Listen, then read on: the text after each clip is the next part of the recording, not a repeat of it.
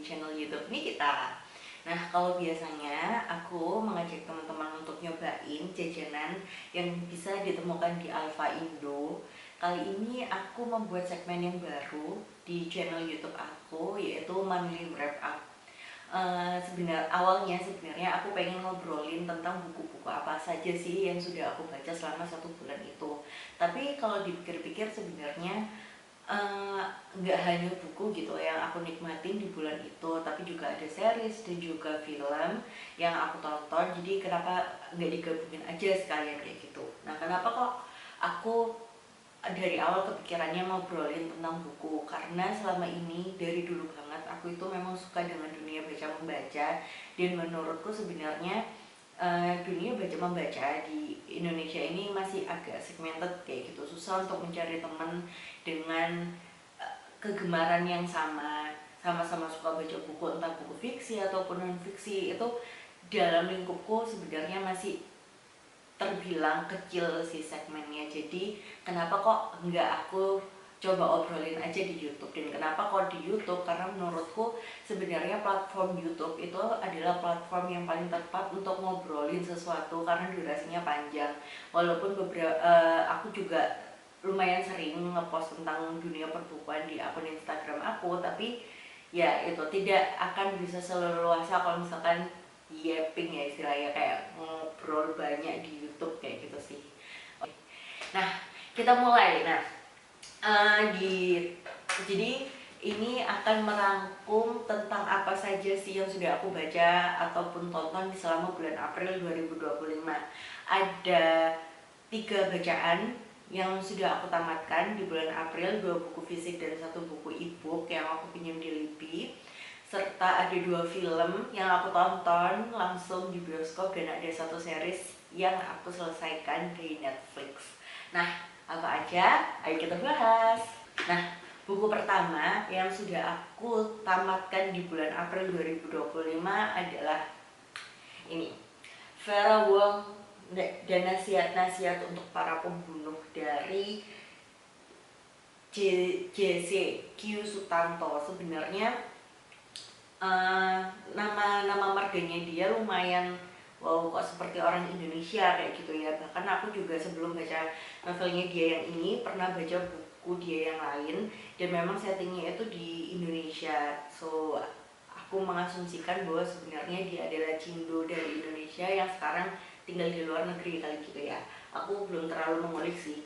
Nah, buku ini masuk dalam kategori subgenre cozy mystery. Buat teman-teman yang masih belum tahu atau belum familiar tuh dengan apa sih cozy mystery itu, jadi dia adalah subgenre dari misteri, dimana ceritanya itu tentang detektif amatir, dan cerita pembunuhannya nggak terlalu gore dan nggak terlalu intens.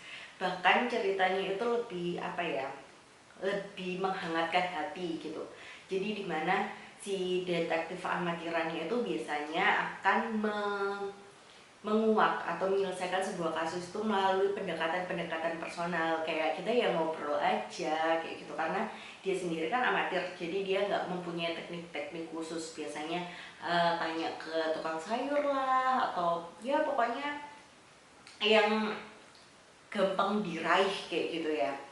Nah, oke, balik lagi ke isinya Vera Wong dan Nasihat untuk Para Pembunuh ini menurutku bukunya bagus banget. Jadi tokoh utama dalam cerita ini adalah si Vera Wong, seorang perempuan lansia sekitar umur 60-an yang merasa kesepian dengan hidupnya saat ini karena sudah ditinggal mati sama suaminya, dan juga anak satu-satunya itu sudah sibuk dengan dunianya sendiri. Dan karena dia seorang lawyer ya, jadi nggak punya waktu di luar pekerjaan gitu. Nah, si Vera Wong ini merasa sangat kesepian, terutama satu-satunya hal yang dicintai yaitu kedai tehnya itu juga sudah mengalami penurunan banget, walaupun dia beri nama kedai teh Vera Wang yang tersohor di seluruh dunia. Itu sebenarnya kedai tehnya cuma punya 1 pelanggan aja setiap harinya.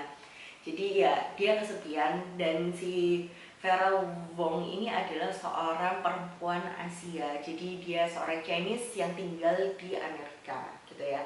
Jadi dia mempunyai sifat-sifat yang tekun, disiplin, terus habis gitu berkemauan keras kayak gitu ya, seperti kita tahu pada umumnya orang-orang Asia itu kayak gimana. Nah, Vera itu merasa hidupnya emang udah sepi sampai akhirnya suatu hari dia menemukan mayat seorang laki-laki yang tergeletak di kedai tehnya. Jadi bukan dia lupa ngunci kedai tehnya tuh enggak, tapi memang si jenazah ini, si mayat ini tuh tiba-tiba ambruk aja gitu dan memecahkan kaca kedai tehnya lalu masuk di situ ya. Jadi dia terkapar di situ. Nah, ketika Vera Wong ini berinisiatif untuk melaporkannya ke polisi, sayangnya polisi itu tidak menanggapi kasus ini dengan serius. Menurut dia, ya udahlah, mungkin orang ini emang mabuk atau gelandangan biasa kayak gitu, nggak sadar dia akhirnya nerobos masuk ke kedai tehnya Vera Wong ini. Soalnya mereka juga nggak melihat ada indikasi pencurian di kedai tehnya itu, nggak ada pembobolan, berusaha mencuri itu nggak ada. Bahkan Vera sendiri kan nggak sadar kalau misalkan sudah ada orang yang masuk ke dalam kedainya kayak gitu kan. Nah, berawal dari situ ditemukan mayat itu Vera Wong yang memang dia itu sebenarnya suka ikut campur, terus habis gitu dia itu pengen ya suka ikut campur kayak gitu ya, tipikal nenek-nenek kayak gitu kan. Terus habis gitu dia berusaha untuk menyelidiki tentang kematian si mayat itu kayak gitu, sampai akhirnya sebenarnya dia hanya penasaran, tapi rasa penasarannya itu semakin memuncak ketika sehari atau 2 hari setelah mayat itu ada di kedai tehnya tuh tiba-tiba rame, kedatangan 4 pelanggan baru selain 1 pelanggan setianya itu.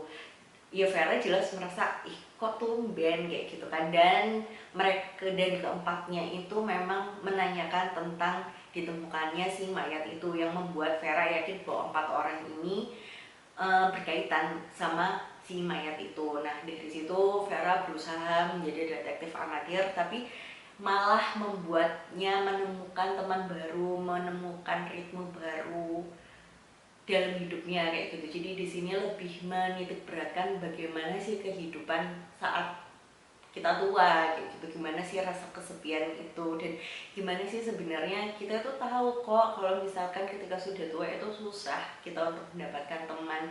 Tapi dan sebenarnya ketika kita sudah tua ya kesepian itu adalah hal yang wajar kayak gitu loh. Tapi ternyata kita nggak pernah benar-benar siap akan hal itu. Buku ini itu membahas tentang bagaimana rasa kesepiannya Vera, dan perlahan-lahan hidupnya mulai berubah, dia menemukan teman baru, ya bahwa dia menemukan Vera yang baru di era ketika dia sudah tua kayak gitu. Itu heartwarmingnya di novel ini gitu. 4/5, oh ya ini kan novel terjemahan ya, jadi sebenarnya edisi aslinya adalah versi bahasa Inggris, tapi aku beli yang terjemahan yang sudah diterjemahkan sama penerbit Gramedia Pustaka Utama. Terjemahannya enak, terus habis gitu kita juga tetap mendapatkan kelucuan dari Vera di sini, tetap mendapatkan kehangatan cerita yang kadang kan nggak bisa didapatkan dari versi terjemahan kayak gitu, tapi ini aku mendapatkannya di sini. Oke? Nah, kita move ke buku yang kedua. Jadi sebenarnya tema di bulan April ini adalah misteri gitu kan. Buku kedua adalah Good Girl Bad Blood karangan Holly Jackson. Jadi sebenarnya tuh kenapa ini bukan buku pertama ya, ini adalah trilogi dan ini adalah buku keduanya. Yang seri buku pertamanya tuh aku nggak baca, tapi aku sudah menyelesaikan serinya di Netflix dan itu menurutku oke banget, aku suka. Jadinya ketika buku keduanya diterjemahkan aku langsung beli dan membacanya, dan menurutku ini keren banget. Pipa Fitzamobi adalah seorang podcaster remaja yang mengulik tentang true crime gitu loh. Jadi di seri pertamanya itu dia menguak kasus pembunuhan yang terjadi di kota tempat dia tinggal, Little Hilton, melalui podcastnya yang bernama Good Girls Guide to Murder yang sukses berat. Nah, tapi sebenarnya dari seri pertamanya itu sudah selesai. Si Pip ini berjanji pada dirinya sendiri untuk gak akan bersinggungan lagi dengan dunia kriminal karena di seri pertama itu dia sudah kayak sudah mendapatkan hal-hal yang membuat dia kapok gitu kan.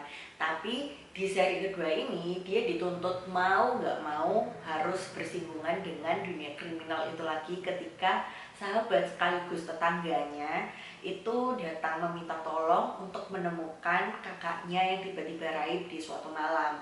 Nah, kenapa kok minta tolongnya ke Pip? Padahal Pipa ini adalah seorang remaja SMA gitu kan. Nah, karena si temennya ini sebenarnya sudah lapor ke kantor polisi, tapi menurut polisi itu bukan kasus yang urgent kayak gitu loh. Jadi di kantor kepolisian itu tentang orang-orang yang hilang itu mereka mau punya klasifikasi. Nah, si kakaknya temennya Pip ini gak masuk dalam klasifikasi yang urgent banget kayak gitu. Apalagi kakaknya si temennya Pip ini usianya sudah 24 tahun. Jadi menurut mereka ya biasa lah, orang juga udah dewasa kalau mau keluar dari rumah ya udah nggak apa-apa kayak gitu kan. Nah, dari situ akhirnya Pip oke, nggak apa-apa nih, aku mau menyentuh dunia kriminal lagi, toh temenku yang membutuhkannya kayak gitu kan. Jadi Pip mulai kembali menyusuri Little Hilton untuk menemukan petunjuk demi petunjuk yang mengarahkan pada kakaknya si sahabatnya ini yang gini. Jadi menurutku bukan benang merah sih, red herrings dalam plot yang dibikin oleh Holly Jackson ini rapi banget sampai aku tuh sebenarnya sudah menduga bahwa ini pasti yang terlibat A dan B, tapi aku nggak pernah tahu, nggak pernah bisa yakin apa sebenarnya motif A melakukan ini dan kenapa B melakukan ini tuh aku nggak pernah bisa yakin. Bahkan I don't have any idea kayak gitu loh kenapa mereka melakukan itu. Tapi ya benar, sebenarnya pelakunya sebenarnya A dan B, tapi ya itu plot twist menjelang akhirnya itu nggak terlalu mind blowing tapi cukup oke. Dan akhir cerita di bagian plot twist itu lumayan juga mengharukan bagaimana seseorang itu sebenarnya, bagaimana strugglingnya seseorang yang mempunyai masa lalu yang kelam. Itu Holly Jackson mengangkatnya di sini. Dan menurutku yang keren juga adalah di dalam buku ini, walaupun ini padahal buku kedua ya, gimana buku pertamanya gitu kan, si Holly Jackson itu mengajak para pembacanya untuk mengetahui secara mendalam bagaimana kehidupan seorang podcaster, bagaimana susahnya dia menyusun materi, bagaimana dia bahkan menemui narasumber kayak gitu ya, dan bagaimana dia juga menayangkan materi itu sendiri. Itu digambarkan sama Holly Jackson dalam buku keduanya ini. Sumpah, ini tuh buku bagus banget. Padahal ini kan buku remaja gitu ya, kayak udah wow, sudah belasan tahun yang lalu buatku untuk dunia remaja itu, tapi aku tetap menyukainya. Dan ini juga versi terjemahan ya, kelihatan jelas lah ya dari nama penulisnya. Tapi terjemahannya enak, gak terasa kaku. Bahkan untuk aku sendiri ternyata seru juga membaca versi terjemahan karena di sini ada beberapa kata dalam bahasa Inggris yang ketika diterjemahkan itu bikin aku mempunyai kosakata baru. Contohnya kayak PowerPoint, kayak PPT, itu bahasa Indonesia berdasarkan KBBI-nya apa sih? Terus habis gitu headphone itu sebenarnya kalau dalam KBBI apa sih artinya kayak gitu kan. Kita sering nggak pernah tahu, kita ya cuman pakai bahasa asingnya aja, kita nggak pernah benar-benar berusaha mencari tahu itu sebenarnya terjemahan dalam bahasa kita tuh apa sih kayak gitu. Nah, setelah baca buku ini tuh aku ngerasa ternyata enak ya baca buku terjemahan kayak gitu loh, menambah kosakata baru buatku. Kadang kan kita baca buku bahasa Inggris itu tujuannya untuk menambah vocabulary kita, kosakata kita dalam bahasa Inggris, tapi bahasa Inggris yang diterjemahkan, buku bahasa terjemahan kayak gitu, itu juga menambah kosakata kita kosakata dalam bahasa baku Indonesia kayak gitu ya. Ini totally recommended beneran deh untuk kalian yang mencintai dunia true crime, apalagi untuk teman-teman yang fansnya Nancy Judge ataupun Nadia Oomara. Ini rekomendasi buat kalian karena aku juga penyuka channel YouTube itu, dan sumpah aku suka banget sama novel ini. Ini juga ini semi thriller sih kalau menurutku, semi thriller ini. Nggak sepenuhnya thriller, sebenarnya ada juga yang bilang bahwa ini masuk kategorinya thriller, tapi menurutku nggak sepenuhnya thriller, nggak terlalu mencekam gitu. Ya soalnya mungkin ini masih kategori remaja gitu ya. Ini cozy mystery, ini mungkin ini cozy thriller gitu ya. Ada nggak sih subgenre cozy thriller gitu? Oke. Nah, di buku ketiga, ini buku yang aku baca di akhir-akhir minggu bulan April. Ini buku yang aku pinjam di Libby, yaitu judulnya None of This Is True karangan Lisa Jewell. Nah, si Lisa Jewell ini sendiri itu termasuk pengarang novel thriller luar negeri yang aku suka baca bukunya gitu kan. Dan aku nggak pernah punya buku fisiknya, aku selalu pinjam di Libby karena ya in this economic situation ya. Oke, balik ke None of This Is True. Jadi ini adalah cerita thriller ya. Lisa Jewell adalah queen of thriller kalau menurutku. Jadi ini ceritanya adalah tentang dua perempuan. Yang pertama adalah Josie dan juga Alex Summer. Nah, Alex Summer ini berprofesi sebagai seorang podcaster. Terus habis gitu Josie ini tuh apa ya, dia bekerja di permak, di apa namanya, toko permak pakaian kayak gitu. Bikin unik dalam hubungan mereka adalah keduanya ini ditemukan saling menemukan karena mereka mempunyai tanggal ulang tahun yang sama dan lahir di rumah sakit yang sama. Dan kebetulan waktu itu mereka merayakan ulang tahun mereka yang ke-45 di restoran yang sama. Nah, itu histori gimana akhirnya dunia mereka akhirnya menyatu kayak gitu ya, bersinggungan kayak gitulah. Nah, Josie ini setelah ketemu Alex itu merasa apakah dia twin flame aku kayak gitu. Jadi dia itu merasa tertarik dengan sosok si Alex Summer ini, apalagi ketika dia mengulik si Alex Summer itu, dia tahu bahwa dia seorang podcaster perempuan yang lumayan sukses dengan konten dia yang konten podcast dia itu menyuguhkan cerita-cerita inspiratif dari perempuan-perempuan yang keren.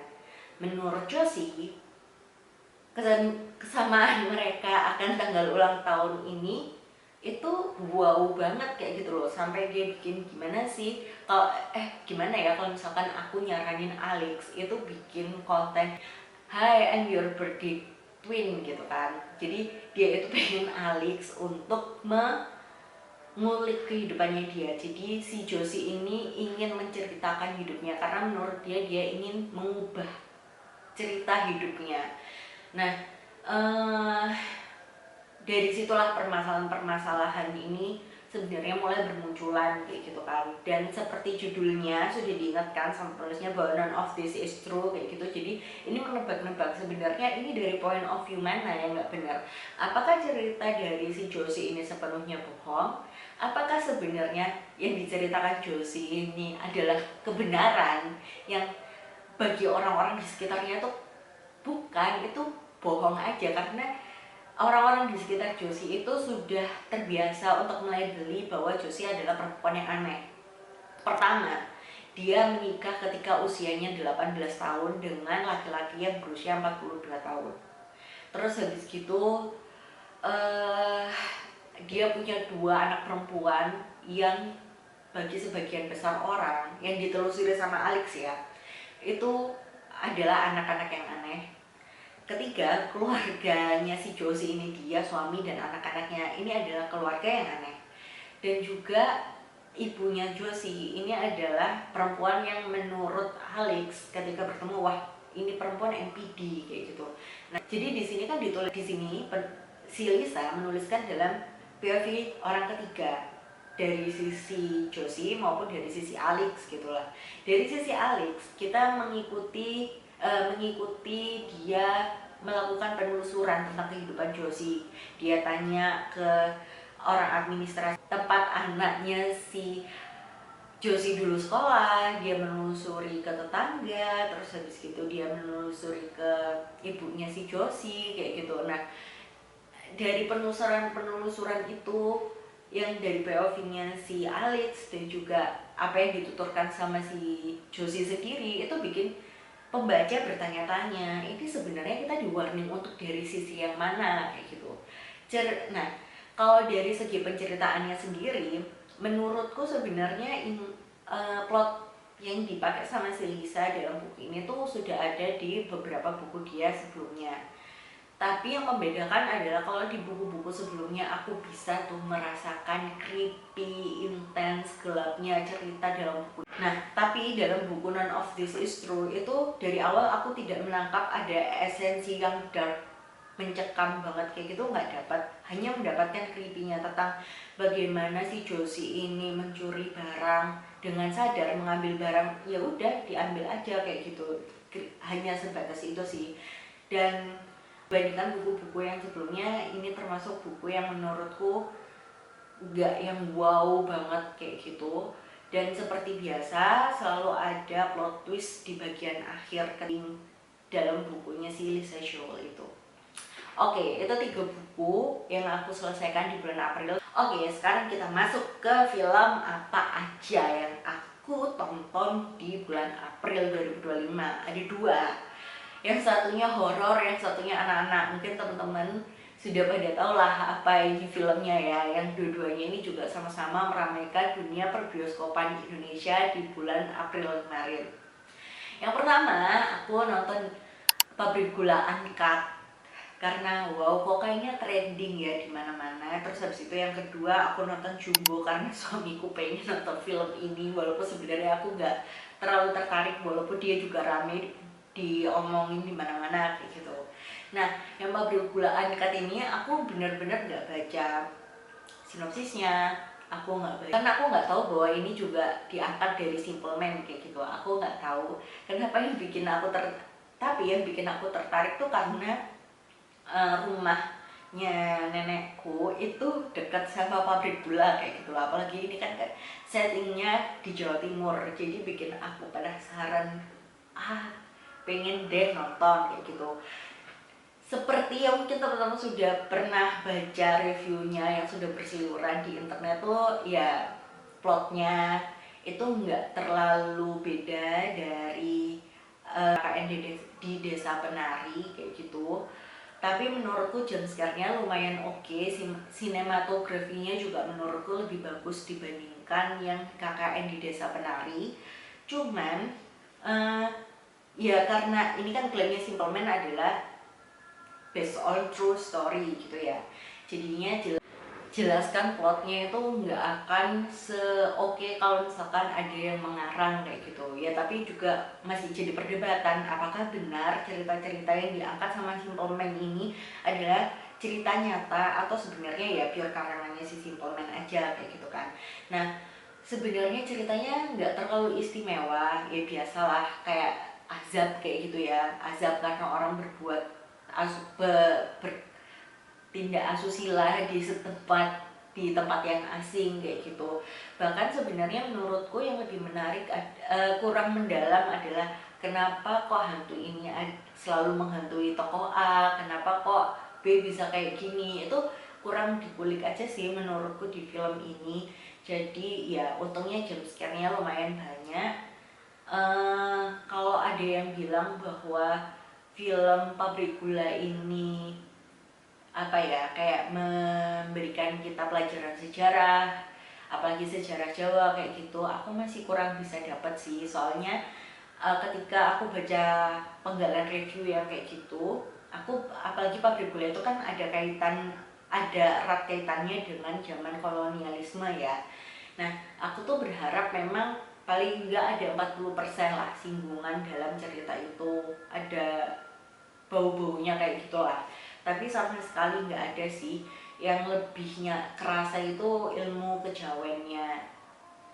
Nggak tahu kalau misalkan kayak gitu tuh kejawen kalau I don't know ya, pokoknya kalau misalkan teman-teman yang nanti pengen nonton itu di platform kayak Netflix lah atau apa kayak gitu dan berharap itu ada sejarah kolonialismenya, enggak sih, enggak sepenuhnya. Padahal aku juga nonton yang uncut karena aku mikirnya wah ini bakalan gore nih kalau yang uncut, ternyata enggak, uncutnya tidak susila kayak gitu.